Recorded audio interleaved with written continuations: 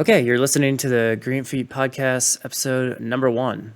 Today's podcast is sponsored by Flyby Properties. If you're passing through Albuquerque, Flyby Properties supplies fully furnished rentals with your best interests in mind. They make the renting process simple and enjoyable. Don't waste days searching for where to live in Albuquerque. They promise their locations have everything you need. All of their locations will be found on the list of approved properties for federal travelers maintained by the U.S. Fire Administration. You can find Flyby Properties on Instagram or their website, flybytdy.com. So today we're going to go talk about the rich history of Combat Search and Rescue, or CSAR. So for our guests, United States Air Force Lieutenant Colonel Louis Shiner Nolting. Shiner, welcome to the podcast. Thanks, Jaron. Thanks for having me on. So we have a history. So you were actually one of the first IPs that taught me how to fly the 60 back in 2015. So before my Kirtland quick stop, we got to taxi out, break the aircraft, go back in. That's right. And that Kirtland quick stop, I didn't realize that was you. Yeah, that was that's my claim to fame. That's a whole podcast in and of itself, man. Yeah, we'll have to get a hold of Lieutenant Colonel Hearn here in the future. But for sure. Yeah. Have me back on for that one. Yeah, for sure. Maybe it was the second year I was there, but it's really cool to see all you guys hitting Flug and iPug now and doing cool stuff. See a lot of you guys at Nellis. So it's pretty rewarding to meet you guys again. Cool.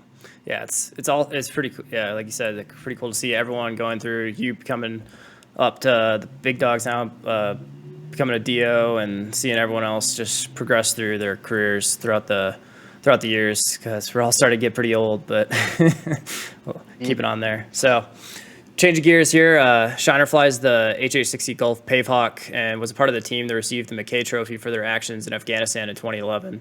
So for viewers that aren't familiar with that, the Mackay Trophy is awarded yearly by the United States Air Force for the most meritorious flight of the year. So here's that citation from 2011. The crews of Page 083 flight distinguished themselves in combat search and rescue operations on April 23, 2011, while assigned to the 83rd Expeditionary Rescue Squadron, Bagram Air Base, Afghanistan. On this date, Page 083 flight executed the daring rescue of 2 United States Army pilots down in enemy territory, east of Bagram during an infill. Page 084 was struck by enemy fire, severely injuring the flight engineer. As Page 084 returned to base for medical treatment, Page 083 provided emergency close air support for pararescuemen on the ground, ultimately braving a hail of small arms fire to rescue a downed pilot. While low on fuel, damaged by enemy fire, and battling multiple aircraft emergencies, Page 083 remained on scene until Page 084 returned with a reconstituted crew. Page 084 made 2 attempts to recover the second pilot and their isolated pararescueman team, who were surrounded by insurgents, but was repelled by heavy enemy fire. Although Page 084 had been hit more than 10 times and 2 crew members received damage to their protective equipment, they remained overhead until Page 083 returned. Page 083 flight made 3 approaches in the besieged landing zone, but was forced to go around after exchanging fire with a fortified enemy within 100 meters. On the 4th attempt, Page 083 was able to land and evacuate an Army soldier critically wounded during ground recovery attempts, while Page 084 hoisted the second pilot and pararescue team successfully, ending 6 hours of intense coalition rescue operations. The singularly distinctive accomplishments of the crews of Page 083 flight reflect great credit upon themselves in the United States Air Force. Man, we do about 2 hours of TE like training, and people are smoked after that. I can't even imagine what 6 hours felt like. What did you guys like? How was that? So I think that's one of the remarkable points of that day is how long it took, and I think at that place in time, it's the only way that was possible to maintain 6 hours there, because it was such a permissive environment outside of that terminal area. And if we look at missions, major combat operation or permissive environments, there's no way you can assume that risk to stay in the overhead and swap back and forth for 6 hours. But it was pretty wild, because we had moments, there's an airplane flying over. We had moments where we're in the thick of it, and then we reconstitute, get gas again, get a different crew member, and then the mission was to rescue the downed pilots of the Kiowa by a third of the mission, we had rescued the surviving co-pilot and those pararescuemen, and then we had our two PJs surrounded for the rest of the day. And so just knowing those guys were pretty much isolated and surrounded, and the only thing keeping them protected was us, the A-10s, and the Apaches.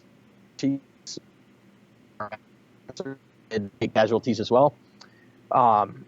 Just lingered in the back of your mind the whole time. So just this deep dread that the next time you turn around this ridge and try to contact Guardian, they're not going to come up comms because they've been rolled up or killed fighting. So that weighed heavily. And then I think you just get inoculated to the danger and the risks. And I've seen it in mountaineering also. The first time I saw a crevasse was terrifying, but then a week later, back at the same place, it felt like nothing. And your risk tolerance just shifts, and it can be inappropriate for it to shift this much because you can get nonchalant about what to a reasonable person would be a very dangerous thing, and it just becomes more commonplace. And that's why I think, because that needs to be balanced in more of a 1G environment if they can maintain SA on the battle. Because what I learned here was that people are not going to be cowards in combat. They're going to be too brave, and they're going to be so brave, especially flying the aircraft we fly or attack weapons for the Apaches or the A-10s, that they're going to just keep taking more and more risks if it's not working to try something different to get our dudes out. And we need to reset and reappraise. And I think we were pretty lucky that day. It was also permissive, like I said, outside of the terminal area. But it was pretty exhausting. And there was one moment, it's kind of that horrifying moment on a family car trip when you wake up and you're the only one awake in the car or something, right? Yeah. But I remember one, we're hammering what we had just got shot out of the zone with. We were single ship at the time. And I look around and I realize, like, everybody's in a daze, and I was in like a trance almost. And this is hour 4 probably. And I just had to like snap out of it and start jinking and get to some more complex terrain, because I just expected to see some sort of missile or something just fired at us with us totally out to lunch briefly. So it was hard to maintain that intensity and focus, especially when there were downtimes.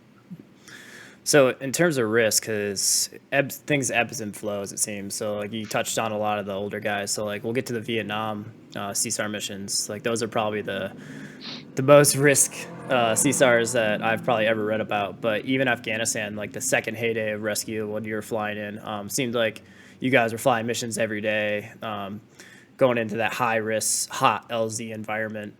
Whereas nowadays we're kind of at that very risk averse and not as many missions. So could you touch on like how the different mindsets have shifted over in the course of your career in terms of risk with regards to your mission?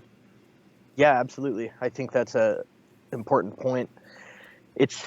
I don't know if we're more risk averse now. It's that the mission set is completely different. And if you take battle damage in a non-permissive environment, like you become a new rescue basically, right? In Afghanistan back then, we could get gas at most 20 minutes from almost anywhere. And there were some instances where you needed aerial refueling to get you somewhere, but those were kind of rare. So the ability to get ammo and fuel and medical attention, we could have full bags of gas and then just dump to 15 minutes of usable gas. So we have a huge power margin going in. And then you could go get gas. You could even split the formation and keep an Apache as a wingman. But it was CASEVAC, so casualty evacuation. There's typically no need to authenticate. You know who you're picking up. They're able to provide security for themselves in a lot of cases. And so many of the more complex, scarier risks that modern CSAR poses for a non-permissive environment were solved.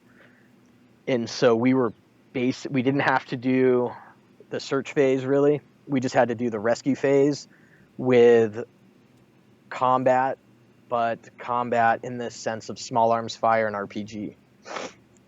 And I think there were extraordinary risks taken by Pedro's 10 straight years, right? If you look at Iraq and Afghanistan, back from Anaconda to 2011 when we were there during the surge, when we had like 40,000 troops on the ground. But the fact that it was mostly protected and then you just had to take those risks then, there may have been an asymmetry there between the Army operations and Pedro as a CSAR asset used for the CASEVAC, but we were very well suited with our weapons to solve a lot of those problems and get in those LZs. But the guys down south or out west at Bastion or Kandahar were getting like 5 to 10 missions a day in many cases. Complex IED ambushes where they had to do a 200-foot hoist just so they wouldn't set off an IED. The mountains where we had less constant missions, and some of the operations we supported, we would have 12 missions in 2 days or something, but those were concentrated. But it seemed like when we would get a mission like this actual CSAR, when like Iowa went down, that it was pretty challenging, austere environment as far as the altitude and the terrain and sometimes the weather. And so I think what helps with assuming a lot of that risk too is the proficiency you have in just multiple scramble launches every day, hard crews, and you're getting training through just doing the mission in a lot of cases. So I know it's shifted a decent bit Afghanistan nowadays, but were you guys the only PR in town, or was Army a part of that as well? So 2011, 2010, from what I remember, we were primary for CSAR in RC East, and the 160th was there, and Army Medevac was there with the Red Cross unarmed slick Blackhawks, and they would take very dangerous missions too. We would take them when there was a known threat in the zone usually, but we would switch every other day for CASEVAC. The CASEVAC if a CSAR happened and pressed to that. And there are some instances where Chinooks were the only solution for the high altitude there. But in this case, with that mission in 2011, the rescue of PES 55, we had to have half cans of 50 cal and no floor armor in the cabin of the helicopter. We kept armor for the pilots because they had flight controls, right? Yeah. And everybody loses if that happens. But everyone get on the scale and weigh yourselves. Yeah. Yeah, right. And a lot of bargaining for gear requirements from pararescue and mission equipment for the aviators. And so we're just problem solving basically. And we'd have, formation shift meetings or the whole deployed squadron. And we'd talk about like, hey, speak up and let's solve how we can tie altitude rescues. And I think you can guess where most people go. Like, yeah, we'll take a little less because you want to do the mission, but you put your dudes at risk too if you can't provide them the safety gear they need to go do the mission. Like, had we had floor armor, that day would have been different for sure. Okay. Yeah, I want to switch gears here, get more to like the overall branching of CSAR.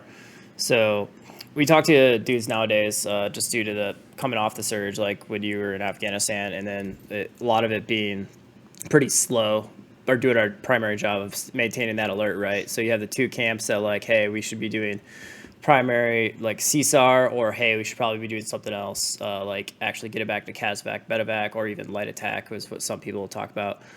So kind of want to get into like our overarching history of starting back from World War II and like how we developed and like why CSAR, that maintaining that critical skill set of CSAR assets is important to the community. If you want to talk through that. Sure. Yeah. No, I think that's important to realize that we're probably the only military in the world that has a sole function CSAR mission.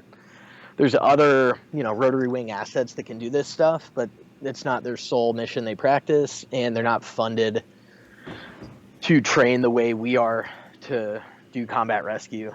And, it's like a unique privilege to be able to focus on rescuing single pilots or operators or troops behind enemy lines, or that just get injured, right?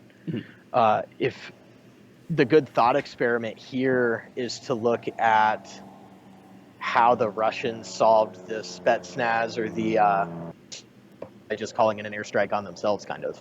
Yeah. And our mentality is 180 out from that, right?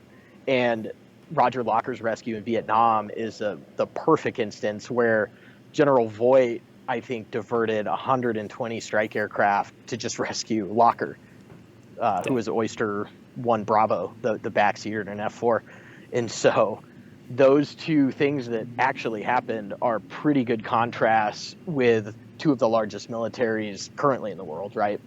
In how we project our force and the confidence we have that hopefully our single seat or dual seat, or for guys like Tug, the 4-seat fast jet B1s, know they can get pulled out, right? Or they have a fighting chance. And if you look at like the Gen 1 World War II carriers, like no air conditioning, 120 degrees below decks, and they're doing like limited strikes in the Pacific just after Pearl Harbor. So in early 1942, right at the equator there, going to like Truk Atoll, and they even then would fully divert all the strikers to just rescue a dude in the lagoon and get a float plane in there, and then put like 10 guys on the wing if they could keep picking up down pilots, and just taxi the float plane through the channel, and then get a sub or something to rescue those dudes. And you can read diaries of Japanese soldiers watching this, they just don't know what to think. Like, it doesn't compute with their military values at the time. It seems like a gross waste of, but former first President Bush was rescued by a sub when his Avenger was shot down. And there's a good, I think Bill Davis is the Navy pilot that wrote this, his own autobiography, but he was a Hellcat pilot, and they would build their strike missions for like Leyte Gulf or Taiwan or wherever they were attacking off an entry and an exit that would put them over the lifeguard subs that were pre-positioned to just pick them up if they parachuted out.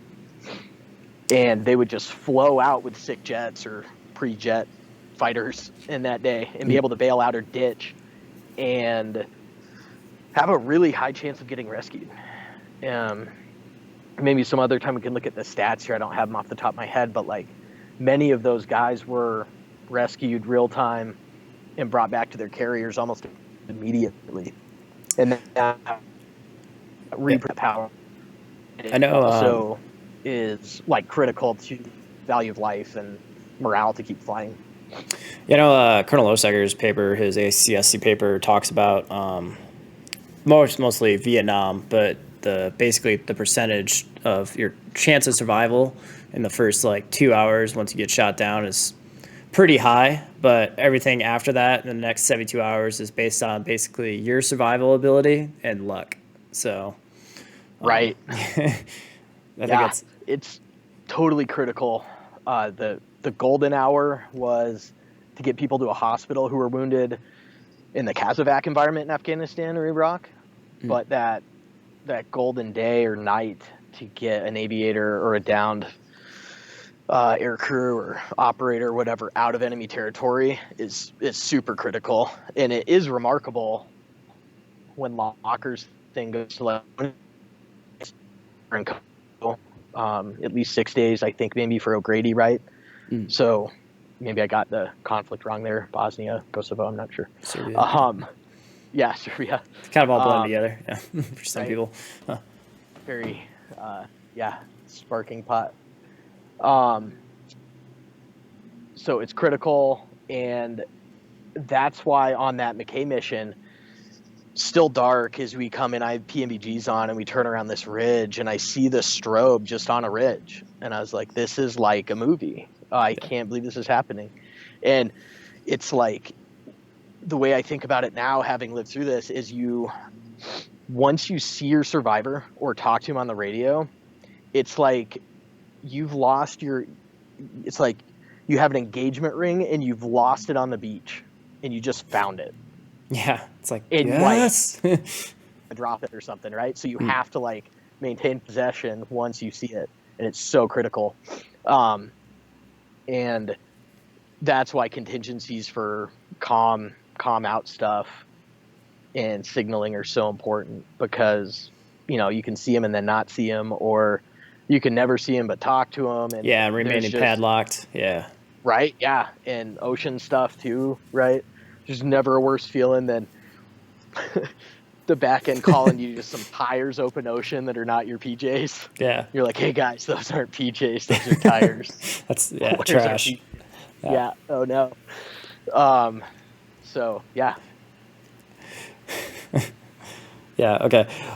So yeah, we touched on World War II. So a lot of the thinking outside the box, it seems, for rescues, and then just using whatever they have. So like you talked about the buy-ins and the PBYs, and then Korea is kind of the same thing. A lot of the MASH helicopters flying around, but notably, like CSAR really comes at its big heyday in Vietnam. So Right. So that's like the rise of the Jolly Green. So the H3s and the 53s as well. The Sandy A1s, and then what we got back today, the Crown call sign via the C-130s. So like talk about, I know you brought up Oyster 1 Bravo. So do you want to deep dive into that one? Sure, yeah. I'll hit on some cool points there. My last assignment, I was an AOC at USAFA, and I just happened to notice this painting, this aviation art painting on the wall, and it just said Oyster Flight. And I'm pretty sure it was Locker and his front seater before they were shot down by MiG. And I thought it was really cool because it was such a, like, if you know the context, it's a very heavy painting. It's pretty wild. And to get like that emotion out of it without showing any of the action that followed that, is pretty cool. I would take cadets there, and then right, because I'm a CSAR guy, it was my in, and then I'd bring them out and talk to him about. Yeah, right. Yeah. I'd bring them out and talk to him about how unique it is that our country, devotes this much energy to CSAR, and like what values that reflects beyond just helicopters being cool and A-10s being cool, right? But that mission, they'd shot down 3 MiGs so far, and they were with, I think Steve Ritchie was part of that formation. Steve Ritchie's the guy that heard the first Air Force, the only Air Force base in Vietnam, heard Locker on the radio after he'd been shot down like 20 days later, and had remembered his call sign. And some people thought it was an American POW that was, she's just like, yeah, we'll come get you, right? And if you back that up 20 days, they were in an F4, they were engaging, I think they had just shot down a MiG, they were engaging another MiG, and then the North Vietnamese would launch a second GCI guided air fighter intercept once an engagement had already started, to try to catch you by surprise, like at a 90-degree angle or something to that extent. And so they got jumped basically, and I think hit with cannon fire. And notably, the front seater, Locker's front seater, had told him a few days before, like he'd never be captured because he knew too much about probably early stealth stuff or too many secrets. And so with one engine exploded and Locker's canopy like blistered, he, told the front seater, out, man. And so Locker ejected first, and I think you have to in the back anyways, but he never saw the front seat leave the jet. Maybe it did, but I think the story goes that he wrote it in premeditatedly, and then Locker survived 20 days, got on the radio, he'd lost like 30 pounds. Jeez.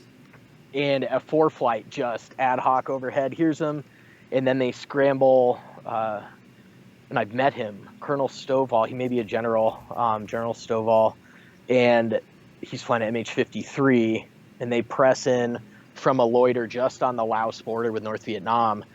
And this is one of the few times that Crown or King pressed in with them, the HC-130, to provide aerial refueling and C2 form as they press in. They went in with Sky Raiders, and Stovall describes it as a MiG 17, I think, MH15. And he said he remembered seeing the Sikorsky test pilot footage of them barrel rolling the 53. Yeah, I could do And that. had heard that test pilot talk about if you keep it just symmetrically G'd for the whole roll, you won't twist it. And so that's what he did. He executed a full barrel roll to try to break the MiG's lock on a slow flying helicopter. And one of the Sky Raider guys was a former F4 guy, and they chased it off, and they had to egress. And it turns out Locker was 5 miles from a MiG airfield, and he's 20 miles from Hanoi, the most heavily guarded IADs on Earth right then. And so then the next day, General Voigt, the Air War Commander, this is, I think, linebacker, not linebacker 2, but linebacker 1, and 1972. And so they roll in, port the rescue of Locker. Jeez. And so they just destroy everything around and suppress that MiG airfield. And unlike Bat 21, which is a fairly tragic story, even though he was rescued because so many assets were lost trying to pull him out, in this case, nobody was lost. And they got Locker out, and they got him to the O Club in Thailand that night. And there's a good picture of that. And what's cool, too, is he went on to pilot training after that and became an F4 pilot, F-16 instructor pilot, and he was one of the first leadership guys with the stealth fighter, the F-117. Nice. Served 30 years or something. And so you can see, personally, he had a huge benefit from being rescued, right? Yeah. He wasn't captured or killed. Yeah. But societally, I can tell that story now 30 years later or whatever, and it's an awesome story, and it gets me pumped up to go fly rescue. Yeah, because low probability but super high consequence mission is frustrating. Certainly right now, because we're not getting reps like you would with a pure Casaback mission, but it's so important. And to think that a C model guys haven't done their job since 99 or something, because they haven't shot down anything air to air since then. Well, I think that's totally the wrong way to look at it. They've done their job because we've deterred anyone from even challenging us air to air. Yeah. And if we can continue to project CSAR in a way that is, present and capable, like we're doing our mission. And that's what, being an adult is, right? Is you realize it's not maybe going to be as glamorous as you thought, but it turns out it may be even more important than that would be. Yeah, because a lot of people you hear, a lot of hey, I want to do the mission because, you hit on, everyone's going to want to go out there, do the mission. We all signed up for this, right? So we all want to do that mission. But if you think about it, like you're saying, that person who's getting shot down is probably the worst day in their life. So they go out there expected to get shot down, probably broken leg, broken back, whatever, evading an enemy that either wants to capture or kill them. So it's having that mindset, like you're hitting on, is very important for our community. Just keep training to be the best and get at those guys in there within that 2 hour period or whatever actually it is, from Col Louis paper, to get into that guy and ultimately not circling at the IP for an hour. But and that's why we train to our standards, but we have all these audible plans we can run when we get there, and often just pure surprise with that golden hour or that first night, however you want to look at it, or if you can bet them down and sneak in, right? But it's critical to not loiter, if you will. Yeah. Which we somehow got our PJs out of there with 6 hours overhead. Which was just too low. It was just, we were taking rounds 5 miles from the terminal area by the end of the day. We got a shot through the floor 5 miles from where the Jays were. And Phil and I just looked at each other and shook our heads, laughing. And Gonzo and back is it went through my knee pad and into the ceiling, but I think it's okay. It did hit me. And by then we were so, we were kind of inoculated to Maddie. We were okay, cool, well, let's press. Yeah. she's still flying. So Walker's career after his rescue, and you look at Rudy's career after his rescue, PES 55 rescue. He went on to fly Apaches and I think fought ISIS, and that's his personal life and all that too. So pretty cool to see that outcome as well. Cool. Yeah, because that Oyster 1 Bravo seems to be like one of the rescues that went really well, like you're saying. I know there's a couple of rescues, like you hit up the Bat 2-1 rescue, and then also Streetcar 304 is another book I've read. So the Navy A7 pilot that goes down, where he goes down, his wingman tries to stay overhead, FAC stays overhead. They don't want to leave the guy because, like you're saying, we care to get our guys back. That's like our promise. Like, you get shut down, we'll get you out. But Streetcar basically went down in the middle of an entire North Vietnamese division. So the ADA was pretty thick. I don't. So he's in the North Korean division there. Yeah. So he basically he goes in, does his first gun run, because this is his first flight, right? So first flight of Vietnam off the carrier, and goes to do a drop his bombs on this target from Nail on the FAC that's on station. So Willie Pete's the location. He drops his bombs down. He's like, and then FAC's like, hey, Streetcar, I got another one for you. And then it's his first mission, and it's kind of like a no-no to do a second bomb run in the same area. So he's just like, I don't care. I'm not a coward. Like, let's go, right? Like that Vietnam era, like pilot mentality, like that Chuck Yeager mentality. Like, let's do it. So he goes in, gets lit, like drops his bombs, starts climbing 2,000, 3,000, takes that 23 millimeter through the right wing, and then punches out. Then instantly starts evading in the middle of this North Vietnamese division. So the problem with that is you got to bring Jolly and Sandy in, and then there's just tons of ADA everywhere. So first Sandy comes in and trying to get Streetcar to find his location. And then our normal way, day signaling device, pop your smoke.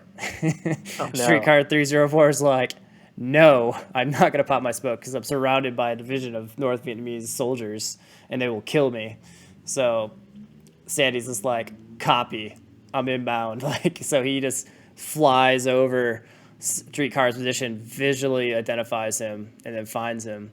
The problem is he's like, I got him, but I want to make sure. And he flies back over. So I think his wingman comes down and he gets shot down. So all these Sandys start getting shot down just because they're just going in to get the Streetcar. And eventually, after 3 days of F4s, F-105s coming in, just cluster bombing, carpet bombing all these ADA positions, they finally get Streetcar out of there. But one of the Sandys ultimately gets captured just due to the luck of it. But it's just one of those missions that is crazy. Like, these dudes, it gets to the point where, like you said, they just want to get the guy out of there, so they just accept the risk. It ultimately, like, sometimes gets them shot down, but sure, this different world. Right. I've to be the Jolly reunion at Hurlburt area every year, and I got to go to one of those and hear these guys talk about it, and I mean, it is just crazy. Like, they do a high ship, low ship, and they'd say something like, well, the low ship burned it in, huge fireball, so, like, no need to even look for survivors. So then we swapped to the low block and pressed in or something like that. And it's a different world, right? Jeez. But when you think of CSAR in World War II, I mean, that's an existential war for Western civilization in some ways, right? Mm. And we're certainly our country in some ways, and we're still concerned about pre-positioning subs to grab single pilots out. And then in Vietnam, the attrition's huge, right? And you're losing jets every day, but then you're still devoting all these jets. And I think at that team, we operate together. And even if you're alone and unafraid, somebody else will come to get you out. And when you look at, like, the poor Jordanian F-16 pilot who tragically was executed, murdered by ISIS, right? and the effect that has, even just thinking about it now, right, is terrible. Yeah. But Yeah.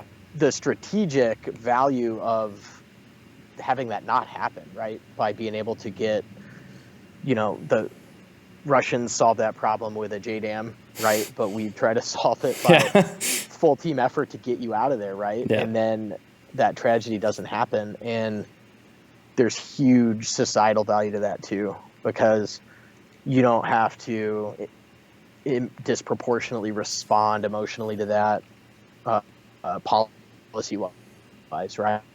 And make some, go on, keep fighting. Yeah, Blade is it Blade 5-1, is that Jordanian pilot. Um, Pretty terrible story, but it's one of those things. Like I imagine people were saying like, "Hey, we can't," because what was it, a 6-hour flight from where PR assets were Right. to where he went down near was it Raqqa? Um, I guarantee there was people at the lower levels being like, "Hey, I can't maintain an alert for the entire AOR here. Like I need to move forward to central Iraq or wherever," and it was probably so low on people's radar, just because we kind of got that almost invincibility mentality, I would say, because there Right. had been a lot of shoot downs since like Afghanistan. Yeah, we had a couple things like we talk about the like your save and a couple of PR missions, but ultimately it's been pretty low. It's definitely not like Vietnam where it was every day. So Right. I think that's one thing people need to be cognizant of kind of Out of lead. that tragedy, right? I think it Yeah.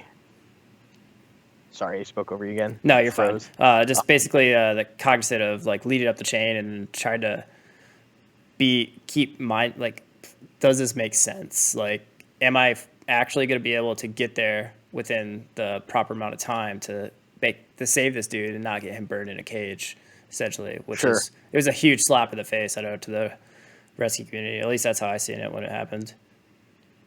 It is. I think if we can pull ourselves out of that a little, there's reasons why it might be inappropriate to be forward deployed there, though. Yeah. Maybe there's not, right? And maybe that puts that in everybody's sights again and just reemphasizes how critical that mission set is, right?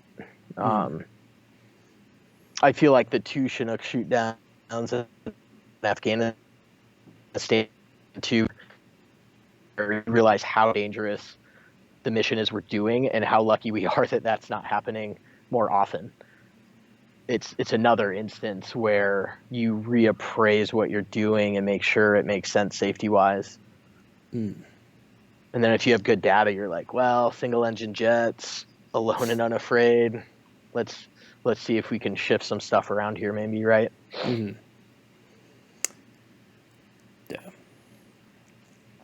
But moving on to let's change gears a little bit to thinking like the future of CSAR, essentially. So we've gone through pretty much World War II, Vietnam, uh, Afghanistan, like the heyday. And now we're kind of this back to this lull between fighting the war of ISIS and kind of like the next thing. So what is your kind of opinion on like where we should be setting our mindset towards focusing PR because for the future? Yeah, I mean, I think we of course follow orders and do, what we're directed to do, but it's it's important that you advocate for your community because you're the SME for your community, and have the best ideas, certainly like SACs, white papers and stuff of like many possible futures, right? Yeah. And I think one really cool idea is the high-low mix. And you could think about that for strike is like an AT6 or a Super Tucano, and then 35 or whatever. But for CSAR, maybe that looks something like a Raider, a very fast but vertical lift capable helicopter, and then something like the CRH for more permissive environments. Yeah, because I know we've hit on the everything's about money. Even other countries don't have the money, but so we're very limited in that regard. But yeah, I know that idea of having the mixed fleet is a very popular one for especially the S-97 being that very fast single, basically single F-16 guy to a noun. And then we almost had it a couple years ago, but that 47, that's the CSAR X, but the whiskey will do just fine. But for that, Yeah, no, I mean, I'm optimistic because our Golfs are super tired, right? they're bad. The CRH is brand new. It's going to be awesome, and I'm optimistic for that. I'm excited to field it.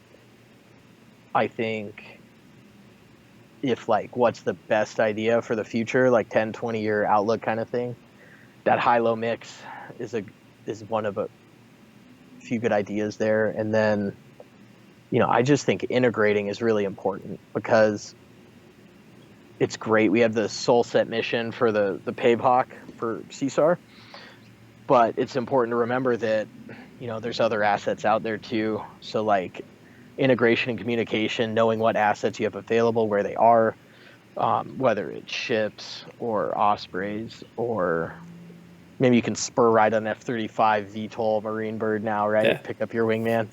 Yeah. Something like that. What a right? rag about it. Right. Just be creative and solve the problem kind of thing. I think UAVs are like a great solution for like the Blade 5-1 situation. If you could send a very fast UAV that, if the wrong people get on it, that's fine. Now you have a prisoner. Yeah. And if they shoot it down, that's okay because it was a drone. Yeah. It's expensive, but at least no humans are being risked now to get somebody in the middle of that NBA division, metaphorically or whatever. Yeah, the drone thing's interesting because I know like Elon Musk said that fighter pilots are pretty much over and they're getting replaced by drones, and they got really upset about that. And then I've seen some civilian company in California has that. I think what you're probably alluding at, this drone that flies out and the dude just kind of hops in and flies away. Yeah, I agree. Like, I want the job security of not being replaced by a drone, but if we can basically do it without me having to get into a knife fight with a Dishka and some off foreign land, that would probably be best for everyone. But Yeah. maybe in 20 years or so, but I don't think we're quite there yet. We need to figure out our whiskeys first before we can move on to that solution. Yeah. But you got to figure out iPug first, right? yeah, we're on our way. We're halfway. Yeah. It's what we're doing, how we're doing it, why we're doing it, common mistakes, structural fixes. There. That's nice. That's what I'm gonna shout out to Leche for that, the hand roll. So yeah, that's pretty much where I'm at on that. But cool. Sweet. So kind of want to get your opinion on that because yeah, I keep bringing up Col Louis, but he's kind of like been a pretty big influence on my career. What is your opinion on the whole developing into more standoff munitions for rescue? So we had the 50 cals, we had the Gautus, the miniguns, kind of more just the knife fight. And Col Louis has obviously pushed the standoff munitions, so like the AGR-20 system for the actually implementing in PR. So basically, with the reduction in aircraft being in the inventory, essentially, like not being able to have the A-10s, the idea would be to have that mixed fleet of essentially like helicopters with more standoff munitions to basically fill that gap, not necessarily replace it, but have that kind of like intermediary between the A-10 and R-50 cal. Sure. Well, Sack's a good friend. He's a smart guy. I think those are super interesting ideas. I think the survivability thing is tough, and the PIE, whatever that thing is, without having to go over there. So if you have a good enough sensor, yeah, maybe so. That'd be great. And if you could self-escort with that, that'd be awesome. And send in maybe a slick bird to get them or whatever as you do that in the overhead. But I think the perennial issue for CSAR is that you always have to solve the human level survivor problem, meaning that it only takes a single enemy to survive all this seed and deed when you get to the zone that can just still survive in a ditch and pop up.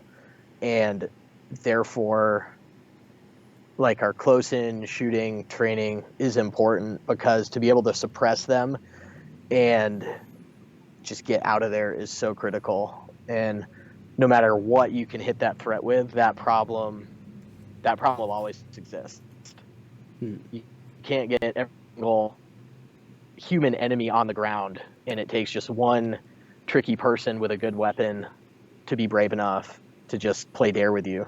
And that's really what we employed.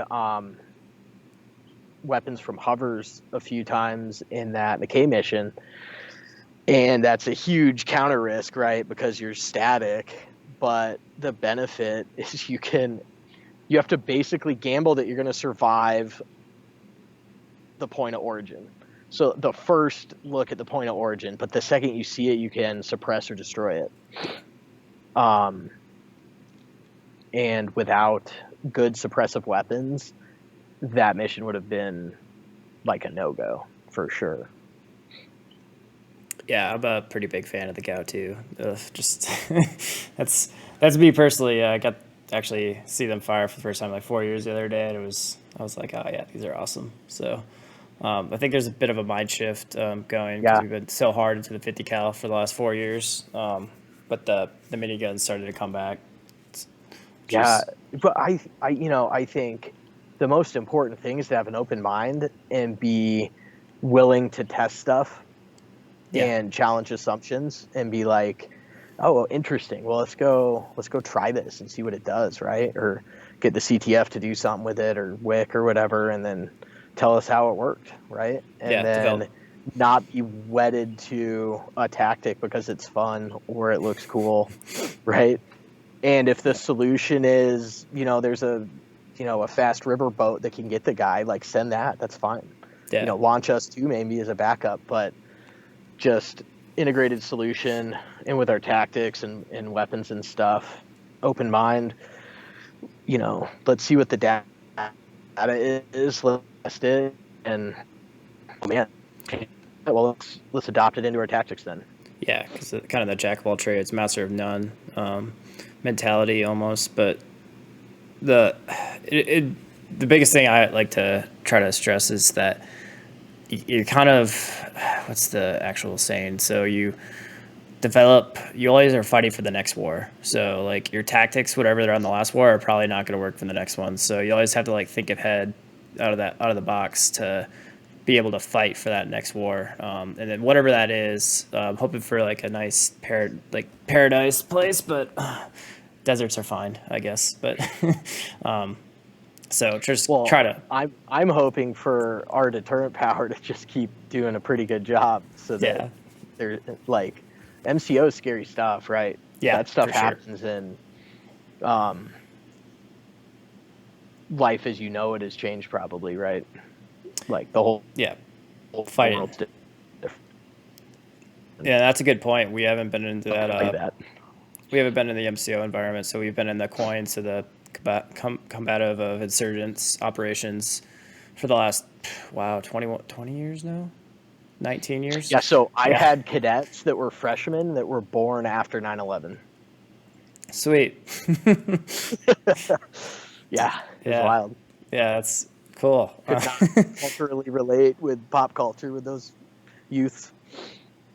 Yeah, because we're so good at coin now that the MCO fight or the conventional fight would be such a slap in the face. I think it would take a lot of good people to ultimately get us to where we need to be for that. And luckily, we do have a lot of those people in the community now pushing for a lot of those new techniques and techniques and procedures, but just a different mindset, I think. Well, non-intuitively,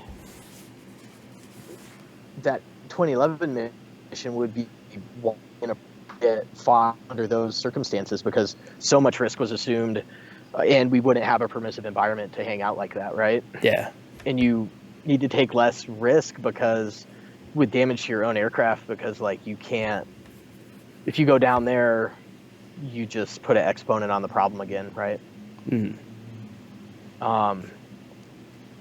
But you're always fighting your last war's problems with your tactics, even if you're trying to change them. Yeah. And then it just takes luck and skill and being adaptive to survive your mistakes enough to make less mistakes and get enough luck to be better than your enemy. and then readapt to the new situation, because I don't think you're ever going to guess what the next thing is too closely. Yeah, it's good discussion for sure, because I feel like that's kind of where we're at. We're kind of in this lull period between the ISIS fight and then with the transition, with all the politics and stuff. I think in the next 10 years should be pretty interesting to see where it goes, for our community and the U.S. military in general. But so that's about just under an hour there, Sweet Lou. Cool. So I have 5% left on my laptop battery. perfect. So I knew that. I actually knew that. So, so yeah, thanks for coming on and talk to me, man, about the history and your mission in 2011, and then some extra stuff at the end there about like the current and future events for CSAR. And like you said, if you want to come back on for another show, just let me know. I'll try to get you on. Maybe we'll fix a little bit of this. Maybe we'll use Zoom next time instead of Skype. Yeah. But it was great talking to you, man. It's good seeing you for the first time in like 5 years. Yeah, for a long time. It's just good luck at iPug. That's awesome. Thanks for having me on. I think this is a cool idea, and we have so many characters in our community and such a rich history that I think like you could just have an awesome podcast with just, totally different guests every week that have, or every month or whatever, super cool stories. So good luck, man. Yeah. Thanks. Thanks everyone for listening today. Hope you enjoyed this podcast. If you do have an idea for the podcast, hit me up on Instagram at Jaron Jablonski, or I'll talk to you about this thing. So hit the subscribe button.